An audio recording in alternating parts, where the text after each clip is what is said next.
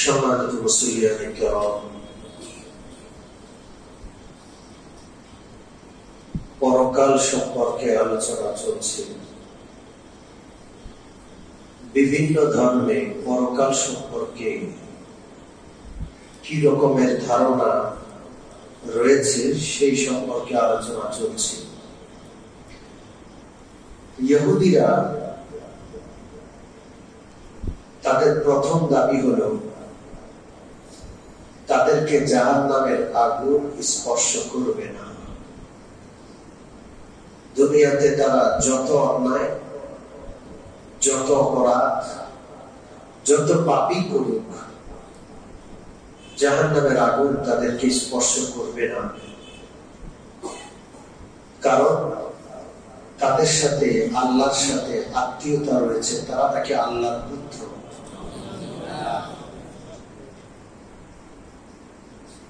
আর যদি কোনো কারণে জাহান্নামের আগুন তাদেরকে স্পর্শ করেও, তাহলে মাত্র কয়েকদিন, মাত্র 40 দিন তারা জাহান্নামের আগুনে জ্বলবে।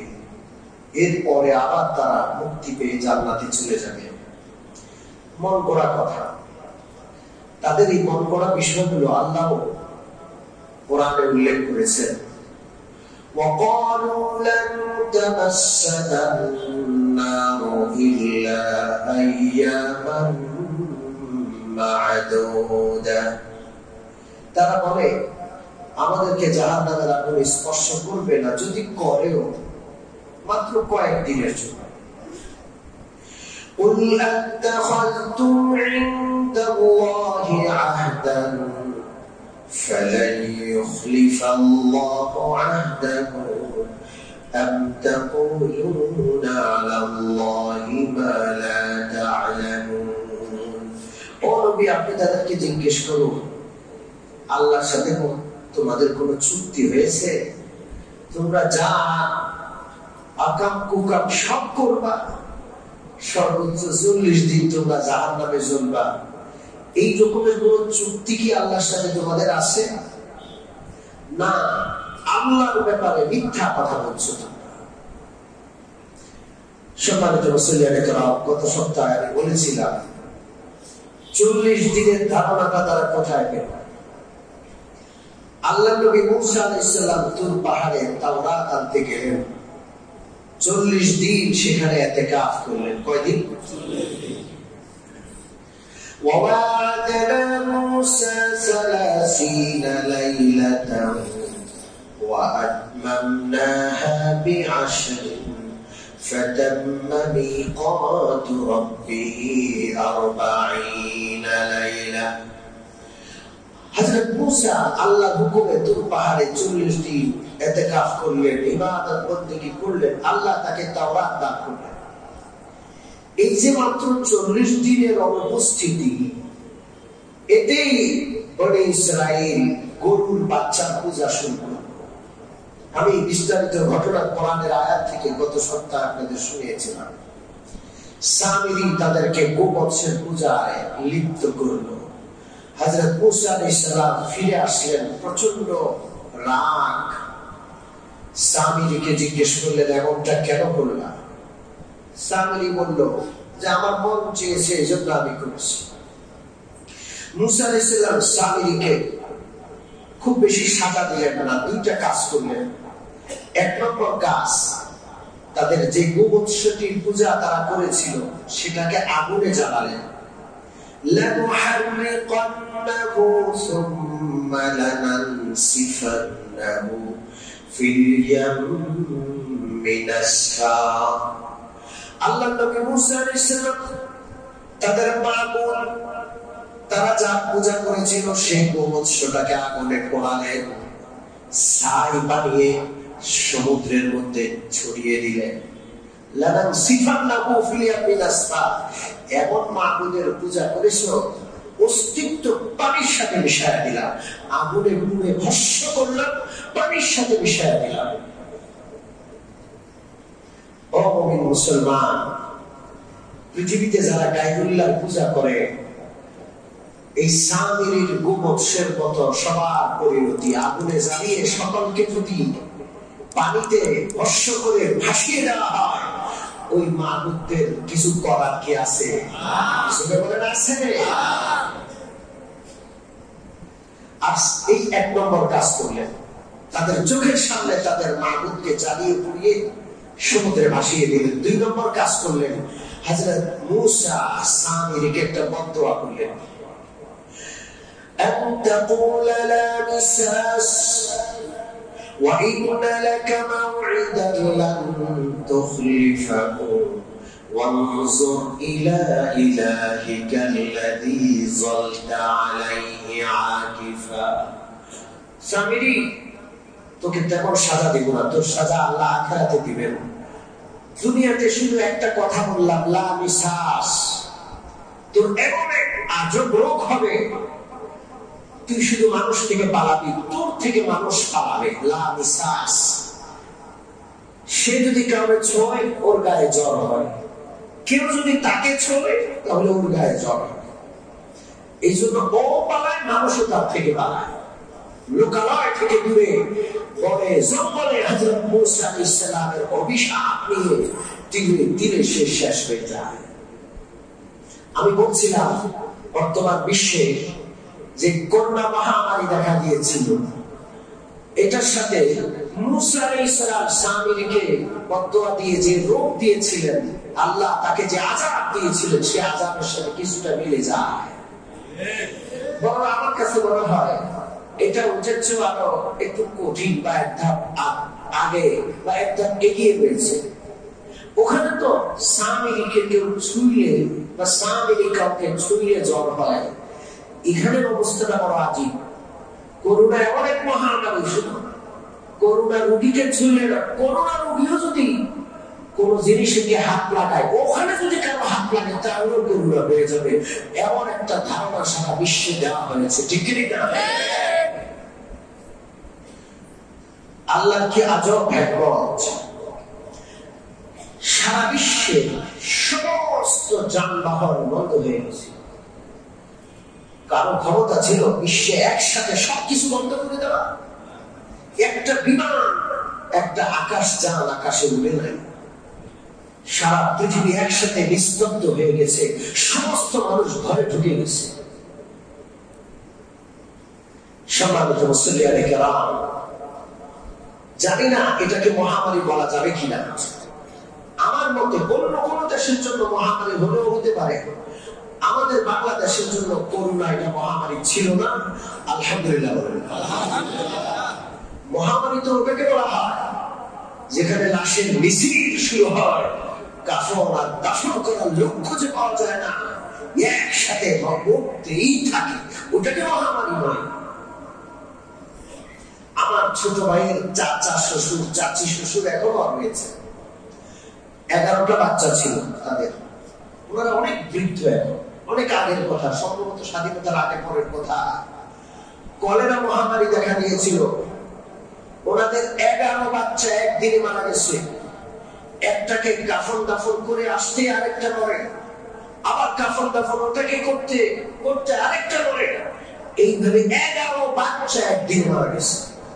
ওটা ছিল মহামারী। এটা কিসের মহামারী? এমন এক ভয় লাগিয়ে দিয়েছে, মৃত্যুর ভয়। সর্বনাশ, কোন জায়গাতেই ছোঁয়া যাবে না, প্যাকেট হয়ে গেছে মানুষ।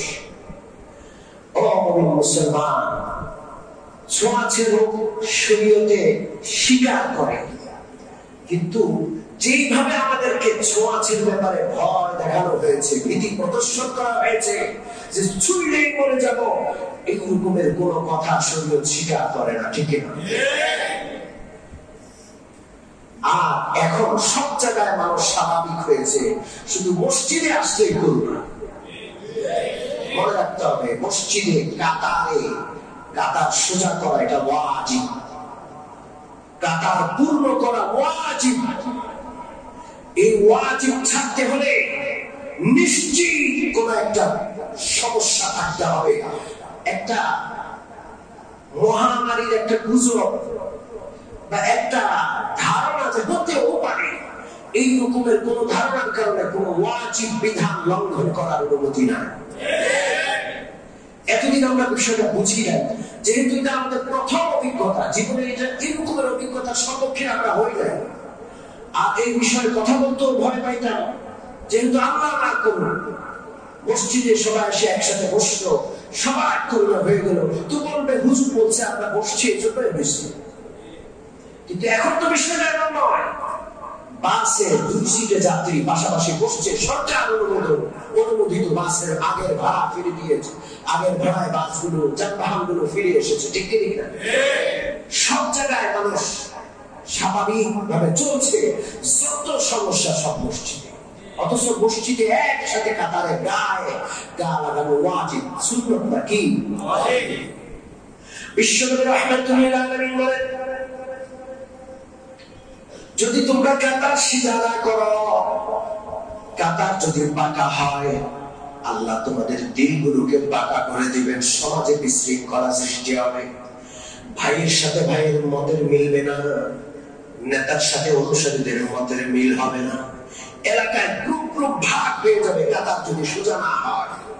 বিশ্বনবী রাহমাতুল্লাহ আলাইহি বলেন, কাতার যদি পূর্ণ না করো, 2 জনের মাঝে যদি ফাঁকা জায়গা রাখো, ওখানে শয়তান ঢুকে। আমি নিজ চোখে দেখতে পাই, তোমরা দেখতে পাও না। ছোট্ট ছাগলের বাচ্চার মতো শয়তান 2 জনের মাঝে কাতারে ফাঁকা থাকলে সেই জায়গায় প্রবেশ করে। নবীর হাদিস সত্য না মিথ্যা? এই জন্য আমি সরকারি সিদ্ধান্তকে যথাযথ শ্রদ্ধা করেও, যেহেতু আমরা মিম্বরে বসি, পবিত্র কোরআনের হাদিসের সত্য কথাগুলো বলা আমাদের দায়িত্ব রয়েছে, এই জন্য কোরআন হাদিসের স্পষ্ট কথাটা জানায় দিলাম। আল্লাহ যেন আমাদের বোঝার তৌফিক দান করেন, আমিন।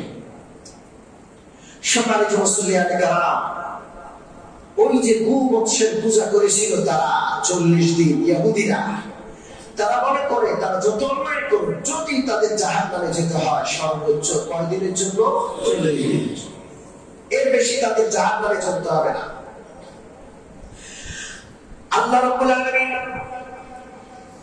তাদেরকে বলেন, কুল ইয়া আইয়ুহাল্লাযীনা হাদু ইন জাআমতুম আন্নাকুম আউলিয়াউ লিল্লাহি মিন দুনিন নাসি ফাতাবান্নাউল মাউতা ইন কুনতুম সাদিকিন। ও ইহুদিরা, তোমরা যদি এটা মনে করো যে তোমরা আল্লাহর বিশেষ লোক, আল্লাহর সাথে তোমাদের বিশেষ সম্পর্ক আছে, তাহলে তোমরা মৃত্যু কামনা করো, আল্লাহর কাছে মরে তাড়াতাড়ি চলে যাও, বড় জান্নাত পেয়ে যাও। যদি আমরা এত প্রিয় হও, আল্লাহর প্রিয় বান্দাদের অভ্যাস হলো দুনিয়ার হায়াতের তুলনায় আখিরাতের হায়াতকে তারা প্রাধান্য দেয়।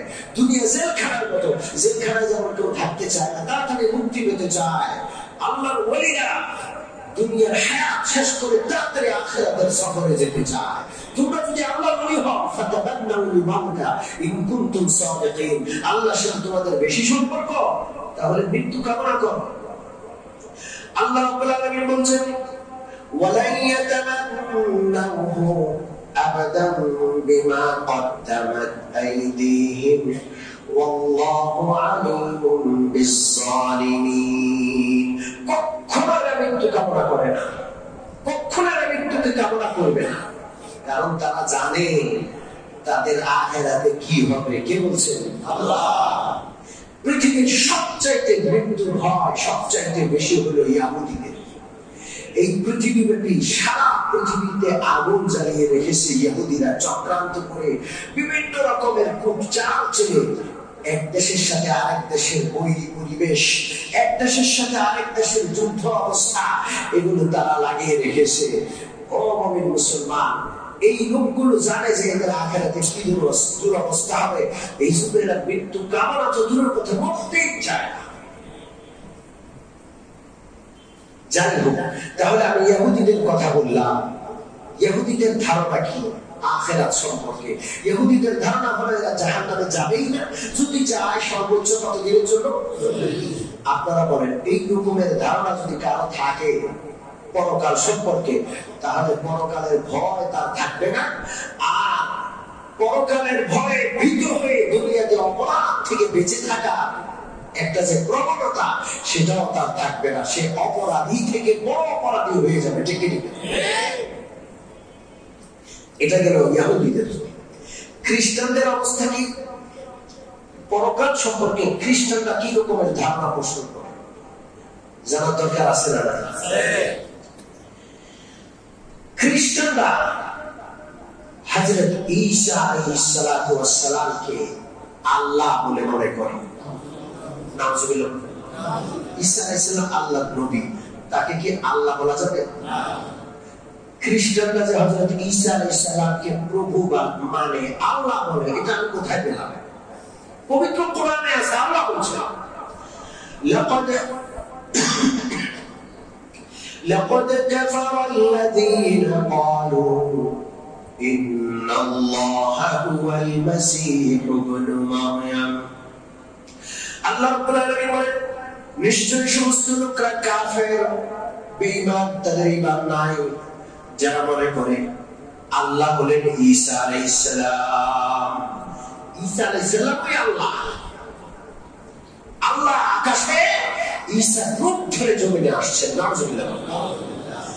ঈসা আলাইহিস সালামকে তারা আল্লাহর জায়গায় কেন রাখলো? কারণ তো থাকবে।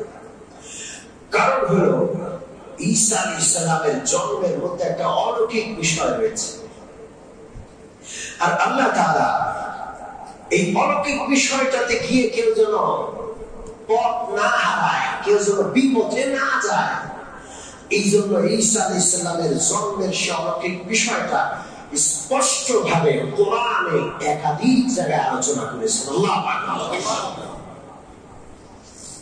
আল্লাহ রাব্বুল আলামিন ঈসা আলাইহিস সালামের মা হযরত মারইয়ামের নামে সূরা মারইয়াম একটা সূরা নাযিল করেছেন। সুবহানাল্লাহ। হযরত মারইয়াম আল্লাহ তাআলার এক আজব বান্দী, বড় প্রিয় বান্দী। হযরত মারইয়ামের নামে যেমন সূরা, হযরত মারইয়ামের পরিবার, ঈসা আলাইহিস সালামের নানা পরিবারের নামে আরেকটা সূরা আছে আজব। সেই সূরাটার নাম আলে ইমরান। কি নাম? আলে ইমরান। সূরা বাকারার পরের সূরা, সূরা আলে ইমরান। ঈসা আলাইহিস সালামের আম্মার নাম মারইয়াম, সূরা মারইয়াম একটা সূরা আছে। ঈসা আলাইহিস সালামের মা হযরত মারইয়াম যে পরিবারে জন্মগ্রহণ করেছেন, সেই পরিবারের নাম ইমরান পরিবার। সেই ইমরান পরিবারের নামে একটা সূরা আছে আলে ইমরান। হযরত মারইয়ামের বাবার নাম ইমরান। কি নাম? ইমরান। হযরত মারইয়ামের জন্মের বিষয়টাও বড় আজব। হযরত মারইয়ামের মার নাম হান্না, সন্তান হয় না। হযরত মারইয়ামের বাবা ইমরান, তার স্ত্রী হান্না, সন্তান হয় না। হঠাৎ করে আল্লাহর কাছে অনেক দিন দোয়া করতে করতে একটা সন্তান আসে। সন্তান যখন পেটে আসে, স্বামী স্ত্রী আল্লাহর কাছে দোয়া করলেন, আল্লাহ এই পেটে যে সন্তান আছে, এই সন্তানটাকে বাইতুল মুকাদ্দাসের জন্য ওয়াকফ করে দিলাম। মা ফি বাতনি মুহাররামান ফাতাকাব্বাল মিন্নি। আল্লাহ এই পেটের সন্তানটা বাইতুল মুকাদ্দাসের জন্য দিয়ে দিলাম, সারা জীবন বাইতুল মুকাদ্দাসের খেদমত করবে। মসজিদের খেদমত অনেক দামি খেদমত, কথা বুঝেন নাই? কোরআনে বাইতুল মুকাদ্দাসের খেদমতের কথা আছে। যাই হোক, যখন সন্তান হলো, দেখা গেল সন্তান ছেলে না, সন্তান হলো মেয়ে। সন্তান কি? মেয়ে। সন্তানকে বাইতুল মুকাদ্দাসের খেদমতে কিভাবে দিবে? রব্বি ইন্নী ওয়াযাতুহা উনসা ওয়াল্লাহু আ'লামু বিমা ওয়াদা'আ ওয়া লাইসা আয-যাকারু কাল-উনসা। স্বামী স্ত্রী কেঁদে কেঁদে আল্লাহর দরবারে দোয়া করে, আল্লাহ ছেলে সন্তান দিলেন না, বাইতুল মুকাদ্দাসের খেদমতে মেয়ে সন্তানকে কিভাবে দিব? আল্লাহ রাব্বুল আলামিন বলেন, আমি জানি যে মেয়ে সন্তান হবে, হয়েছে। মেয়ে সন্তান অনেক সময় ছেলে সন্তানের চেয়ে ভালো হয়, হয় কি হয় না? অনেক বাবা আছে ছেলে সন্তানের কারণে পেরেশান, আর মেয়েটা কত লক্ষ্মী, কত ভালো, মেয়েটা কত ভালো, বাবা মার কত খেয়াল রাখে, আছে না নাই? আল্লাহ বলেন ওয়াইন্নী সামাইতুহা মারইয়াম, তার নাম মারইয়াম আমি রেখেছি। কে রেখেছেন? আল্লাহ। মারইয়ামের ঘটনা আছে। হযরত মারইয়াম বাইতুল মুকাদ্দাসে থাকতেন, অনেক ঘটনা আছে।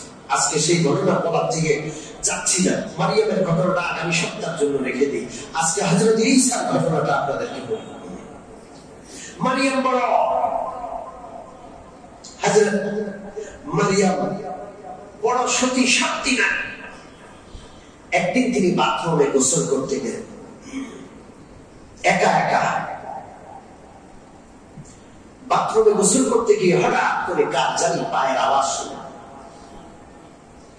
হযরত মারইয়াম চিন্তা করলেন বাথরুমের দরজা নক করা, এমন একটা সংবেদনশীল স্পর্শকাতর জায়গায় কার পায়ের আওয়াজ। পিছনে ফিরে তাকায় দেখেন এক সুদর্শন যুবক, দেখতে বড় সুন্দর। একটা যুবকের মধ্যে যত রকমের সৌন্দর্য থাকা দরকার সমস্ত সৌন্দর্য তার আছে। এই যুবক পা টিপে টিপে হেঁটে হেঁটে মারইয়ামের দিকে আগে বাড়ছে। হযরত মারইয়াম বললেন قالت إني أعوذ بالرحمن منك إن كنت تقيا। ও যুবক, আমি একজন যুবতী, আমার সাথে এই বাথরুমের ভিতরে তোমার কি কাজ? কোথা থেকে আসলে, কিভাবে এখানে প্রবেশ করলে, কি তোমার নাম, কি পরিচয়? তোমার তো আমি চিনি না, কেন আসছো? খবরদার আমার দিকে তোমার হাত বাড়াবে না। আল্লাহ রাব্বুল আলামিনের কাছে তোমার থেকে আমি আশ্রয় চাই, তোমার অনিষ্ট থেকে আল্লাহর কাছে আশ্রয় চাই। হযরত মারইয়াম সাথে সাথে চিৎকার করে তাকে থামতে বললেন। এই যুবক হাসে আর বলে ইন্নামা আনা রাসূলু রাব্বিক লিআহাবা লাকি গুলামান যাকিয়া। ও মারইয়াম, আমাকে দুনিয়ার কোন যুবক মনে করো না, আমি হলাম আল্লাহর ফেরেশতা জিবরীল। আমি এসেছি আল্লাহর হুকুমে। আল্লাহ তোমাকে একটা ছেলে সন্তান দিবেন, সেই সন্তান তোমাকে দেওয়ার জন্য আসছে। আল্লাহু আকবার। হযরত মারইয়াম হতভম্ব হয়ে গেলেন। আন্না ইয়াকুনু লি গুলামুন ওয়া লাম ইয়ামসাসনি বাশারুন ওয়া লাম আকু বাগিয়া। রে জিবরীল, আজ পর্যন্ত কোন পরপুরুষ আমার গায়ে হাত দেয় নাই, আমার কোন স্বামীও নাই, বৈধ স্বামীও নাই, আমার গায়ে কোন পুরুষের স্পর্শ লাগে নাই। এই অবস্থা আমার পেটে সন্তান কিভাবে আসবে? কিভাবে সম্ভব? কুমারী নারী আমি, আমার পেটে সন্তান আসবে? হযরত জিবরীল জবাব দিলেন قال كذلك قال ربك هو علي هين ولنجعله آية للناس ورحمة منا وكان أمرا مقضيا। হযরত জিবরীল বললেন আল্লাহ রাব্বুল আলামিন তোমাকে সন্তান দিতে পারেন, আল্লাহর কুদরত আছে। সন্তান দিতে হলে পুরুষের স্পর্শ স্বাভাবিক নিয়ম, কিন্তু পুরুষের মাধ্যম ছাড়াও আল্লাহ রাব্বুল আলামিন সন্তান দিতে পারেন। এই ক্ষমতা আল্লাহর আছে না নাই? আছে। জোরে বলেন আছে না? আছে। বেপদর ফরজন্দ পয়দা ও কুনাত, বেপদর ফরজন্দ পয়দা ও কুনাত, তিফলে রাদার মাহদে গোয়া ও কুনাত, তিফলে রাদার মাহদে গোয়া ও কুনাত। এই কথা বলে হযরত জিবরীল আলাইহিস সালাতু ওয়াস সালাম দূরে দাঁড়ানো, দূর থেকে একটা ফু দিলেন। ফু, এই ফুটা হযরত মারইয়ামের থুতনিতে এসে লাগলো। লাগার সাথে সাথে পেটে সন্তান এসে গেল। ক্ষমতা কার? আল্লাহ। জোরে বলেন কার? আল্লাহ।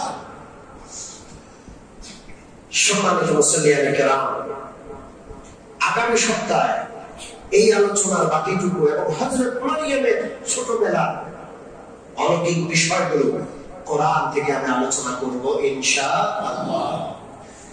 সন্তান বাবার মাধ্যমে দেওয়া এটা সাধারণ নিয়ম। আগুন জ্বালায়, আগুন লাগলে পুড়ে যায়, এটা আগুনের সাধারণ স্বভাব, সাধারণ নিয়ম। আগুনের ভিতরে জ্বলানোর ক্ষমতা কে দিয়েছেন? আল্লাহ। কিন্তু এই সাধারণের বিপরীত আল্লাহ তাআলা আগুনের ভিতর থেকে জ্বলানোর শক্তি ছিনিয়ে নিয়ে আগুনকে জান্নাতের মতো শীতল ঠান্ডা করার ক্ষমতা আল্লাহর আছে না? আছে। হযরত ইব্রাহিমের জন্য আল্লাহ করেছেন, এই উম্মতের আরো অনেকের জন্য আল্লাহ করেছেন। কোনদিন সুযোগ হলে বলবো দুই একটা ঘটনা।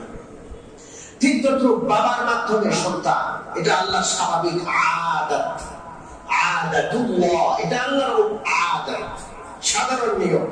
আমরা যারা আছি সবাই বাবা আছে, বৃত্তি পরিচয় আছে, আলহামদুলিল্লাহ। কিন্তু বাবা ছাড়াও সন্তান দেওয়ার কুদরত আছে আল্লাহর, সেটা হলো কুদরতুল্লাহ। কার কুদরত? আল্লাহ। ক্ষমতা আছে না নাই? হযরত ঈসা আলাইহিস সালাম বাবা ছাড়া সন্তান।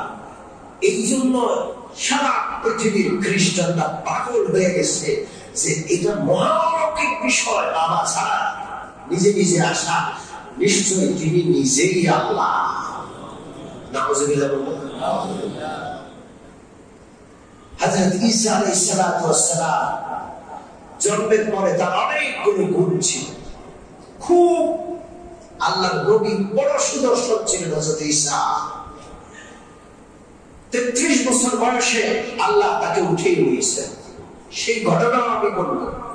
হযরত ঈসা আলাইহিস সালামের ভালো কয়েকটা স্বভাব ছিল, সেই স্বভাবগুলোর প্রশংসা কে করেছেন? আল্লাহ। সুরে বলেন কে? আল্লাহ। والسلام علي يوم ولدت ويوم أموت ويوم أبعث حيا وبرا بوالدتي ولم يجعلني جبارا شقيا। হযরত ঈসার অনেকগুলো ভালো গুণের মধ্যে একটা গুণ হলো তার তো বাবা নাই, শুধু কুমারী মা মারিয়াম। হযরত ঈসা আলাইহিস সালাম ওয়াবাররাম বিওয়ালিদাতি, মার বড় আনুগত্যশীল ছিলেন, মা বাবার বড় অনুগত বান্দা ছিলেন, সন্তান ছিলেন। মা বাবার সাথে তার গভীর সম্পর্ক। বাবা যেহেতু ছিল না, মা জীবনে কোনোদিন কষ্ট দেন না, সবসময় মা খেদমত করতেন, এত বেশি খেদমত করতেন যে যেই খেদমত আর আনুগত্যের প্রশংসা স্বয়ং কে করেছেন? আল্লাহ। হযরত ঈসা নবী হিসেবে হাজার গুণের মধ্যে মা আনুগত্য, মা সেবার কথা আল্লাহ উল্লেখ করেছেন। আমরা মা বাবার সেবা করবো, রাজি আছি? মনে রাখতে হবে, আমি যত বড় হই, যত বড় রাজা বাদশা হয়ে গেল, আমার মা কিন্তু আমি সন্তান হই, আমার বাবার কিন্তু আমি সন্তান হই। মা বাবাকে অসন্তুষ্ট করলে আল্লাহ অসন্তুষ্ট হন কে? আল্লাহ। রিজা রাব্বি ফি রিজাল ওয়ালিদি ওয়া সাখাতু রাব্বি ফি সাখাতিল ওয়ালিদি। আল্লাহ রাব্বুল আলামিনের নবী বলেন, মা বাবা সন্তুষ্ট হলে আল্লাহ সন্তুষ্ট হন, মা বাবা সন্তুষ্ট হলে আল্লাহ সন্তুষ্ট হন। এই জন্য যেখানে থাকি, যত বড় অর্থবিত্তের মালিক হই, পদবীর মালিক হই, হযরত ঈসার মতো মা বাবাকে ভুলবো না, রাজি আছি ইনশাআল্লাহ। আজকে কথা বলতে কষ্ট হচ্ছে, আল্লাহ যদি তৌফিক দেয় বিষয়গুলো আমি সুন্দরভাবে আগামী সপ্তাহে বলবো। আল্লাহ তাআলা আমাদের সকলকে হযরত ঈসার অনেক গুণ, এর মধ্যে আল্লাহ যে গুণটা বিশেষভাবে উল্লেখ করেছেন, মা বাবার সেবা করতেন, খেদমত করতেন, আনুগত্যশীল ছিলেন, অন্তত বিশেষভাবে এই বিষয়টা আমরা সকলে গ্রহণ করা, আমরাও যেন মা বাবার আনুগত্যশীল সন্তান হই, আল্লাহ যেন আমাদের তৌফিক দান করেন। আমিন। ওয়া আখিরু দাওয়ানা আলহামদুলিল্লাহি রাব্বিল